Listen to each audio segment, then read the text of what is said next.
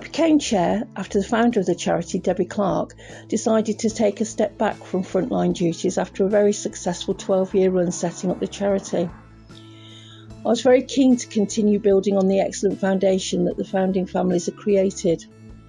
Prior to becoming involved in the charity, I'd never undertaken any voluntary work, but I had worked in a range of customer-facing roles, the last of which was in an instant print shop, advising customers on projecting a smart, professional corporate image, which was a benefit when developing the first range of printed materials for the charity. I really try and reassure a parent that despite the injury their child has suffered, with good treatment from professionals and a lot of dedication from them, their child is unlikely to be left with an arm which doesn't have any use or function. I think it's very important to try and offer them this reassurance from the first conversation. Their questions are inevitably about how they can help their child achieve the best possible outcome. I then signpost them to the centres of excellence that offer treatment. With very new babies, there is quite a short time for parents to understand a lot of complex information surrounding the very early treatment of the injury and referral and treatment at an appropriate centre. I'm immensely proud of the work trustees and families have undertaken in raising awareness of this little-known condition.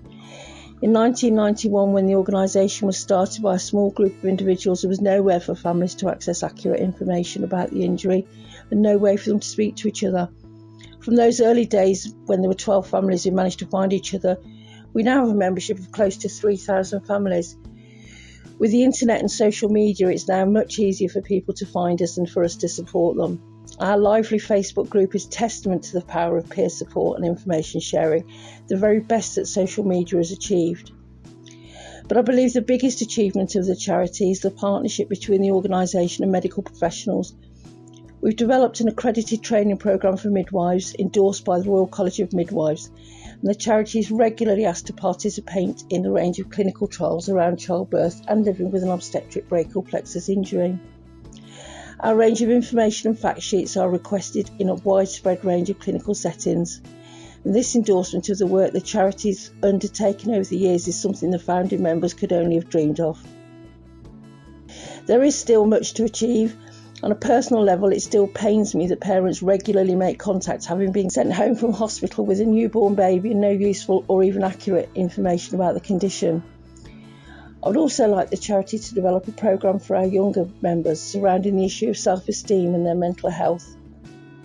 Over the past 10 years or so, it's become clear that there is much work to be done in encouraging young people to accept their disability and to enable them to discuss their worries and issues in a supportive environment. Awareness Week is always a delight and a disappointment for me. Delight because our members and families are so happy to undertake a wide range of activities to let people know about our organisation and how we can support each other. And a disappointment because without fail, families and people who have never heard of the organisation are found and make their first contact. And the stories of isolation and bewilderment are painful for me to listen to. It saddens me that many people have been struggling on their own with little or no support.